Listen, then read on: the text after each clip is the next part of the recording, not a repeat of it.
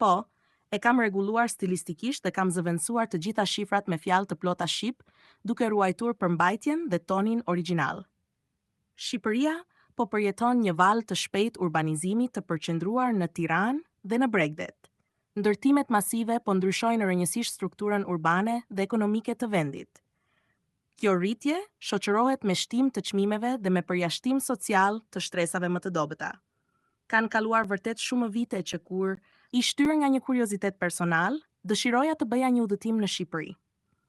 Isha i sigurt se, pas rënies së regjimit totalitar të Enver Hoxhës dhe ardhjes së kapitalit të huaj, ajo tokë do të pësonte një transformim drastik territorial. Natyrisht, ishte një profeci e lehtë, dhe ja tek po ndodh. Në një vend tradicionalisht të përkushtuar ndaj bujqësisë dhe blegtorisë, ndërtimi po bën hyrjen e tij agresive, veçanërisht në kryeqytet dhe në Bregdet.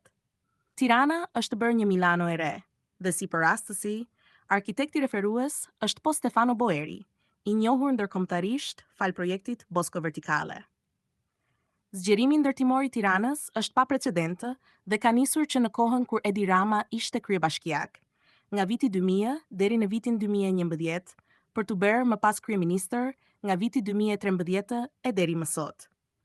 Boeri fitoi fillimisht projektin Tirana 2030, që përbën planin rregullues të qytetit, dhe më pas projektin Tirana Riverside, të konceptuar për të strehuar 4.000 të zhvendosur nga tërmeti i vitit 2019. Po ti shikosh projektet në faqen e internetit të studios Stefano Boeri Arqiteti, bie në sy ngjyra e gjelbër që përhapet si njol vaji dhe që i karakterizon ato. Megjithatë, portali Vox Europe raporton se sot në Tiranë numërohen 52.000 apartamente bosh.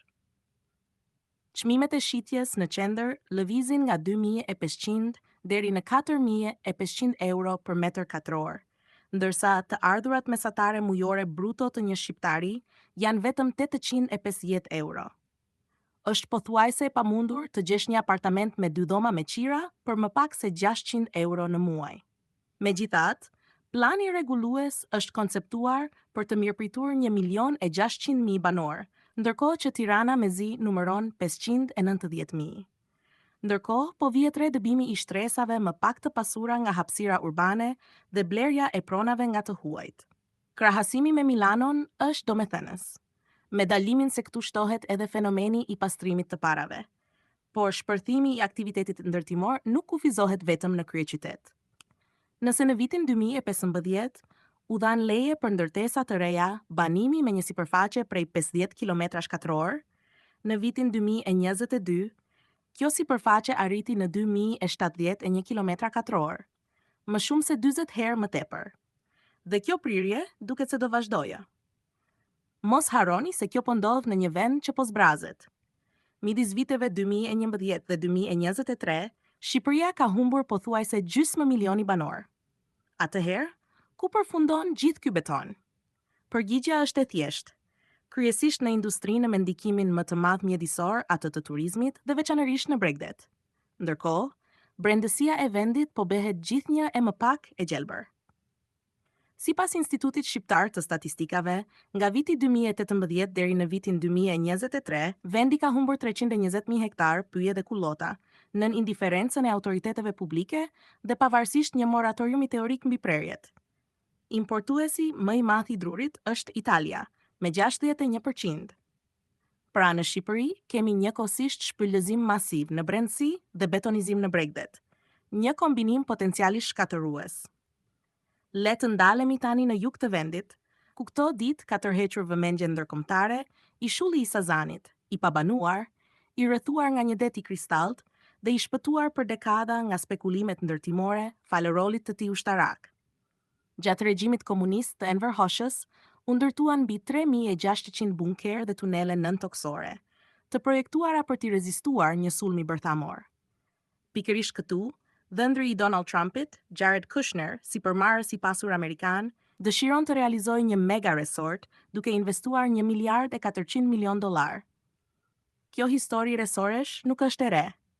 Sot, kur flitet për investime turistike, rrallëherë bëhet fjalë për kampingje apo struktura të lehta. Në vend të tyre promovohen projekte gjigante me ndikim të rënd mjedisor, të destinuara kryesisht për elitën. Në vitin 2025, ati u dha një leje ndërtimi, e lehtësuar nga një ligj për investimet strategjike i miratuar në vitin 2024. Ky ligj krijoi një kategori të re projektesh urbanistike, që mund të zhvillohen edhe mbi pronë publike dhe jashtë procedurave të zakonshme të tenderimit, ndërsa ndryshimet të tjera ligjore kanë zbutur kufizimet mbi zonat e mbrojtura. Ky operacion imobiliar, me një vlerë të parashikuar prej rreth 4 miliardë dollarësh dhe me kapacitet prej 10.000 shtetërish, do të shtrihej edhe në zonën e mbrojtur të Vjosë-Nartës, pranë deltës së lumit Vjosa, një nga sitet natyrore më të çmuara të Evropës. Bëhet fjalë për një peizazh të paprekur lagunash, dunash, pyjesh, me pisha dhe zona shkenetore që mirëpresin rreth 200 specie shpendësh, ndër të cilët edhe flamingot rozë. Në muajin prill u hapën logore me tela me gjemba dhe mjetet e rënda nisën punën, duke dëmtuar një pjesë të dunave. Në fakt, investimet nuk drejtohen drejt për drejt nga Kushner, por nga fondi i tij i investimeve, Affinity Partners, i mbështetur edhe nga kapitale të vendeve arabe, veçanërisht nga Katari. Kësaj i shtohet fakti se Shqipëria i është bashkuar nismave ndërkombëtare të lidhura me Donald Trumpin, ndërsa Ivanka Trump është parë në takime me Edi Ramen, i cili e konsideron këtë investim gjigant si një mundësi të rëndësishme zhvillimi. Megjithatë, jo gjithçka po ecën sipas planeve të qeverisë. Shqipëria synon antarësimin në Bashkimin Evropian dhe ky i fundit i ka kërkuar respektimin rigoroz të standardeve mjedisore. Për më tepër, 28 organizata mjedisore janë mobilizuar në mbrojtje të kësaj trashëgimie natyrore. Protestat janë zhvilluar jo vetëm në Shqipëri, por edhe në vende të tjera, përfshirë Italinë. Lëvizja është bërë e njohur me sloganin Shqipëria nuk është në shitje, dhe tashmë është pagëzuar si revolucioni flamingove. Rama ju përgjigj kritikave me fjalët: nëse nuk do të ishte Jared, askujt nuk do t'i bëhej vonë për atë që po ndodh në Shqipëri. Po ashtu, vlen të kujtohet se Affinity Partners synonte vitin e kaluar ndërtimin e një Trump Tower në Beograd. Projekti u bllokua pas një hetimi të prokurorisë serbe për shpërdorim detyre dhe falsifikim dokumentesh. Ndërkohë, SPAKU, Prokuroria Shqiptare kundër korrupsionit, e themeluar në vitin 2019, ka nisur hetime mbi ndryshimet e bëra në vitin 2024 në statusin mbrojtës të zonës dhe në pronësinë e tokave, ndryshime që i hapën rrugën zhvillimit turistik. Në përfundim, është e qartë se këto ngjarje po hedhin hije të rënda mbi imazhin publik të qeverisë shqiptare. Kam korrigjuar drejtshkrimin, rrjedhshmërinë dhe i kam kthyer të gjitha shifrat në fjalë të plota shqip, duke ruajtur argumentet dhe përmbajtjen e artikullit.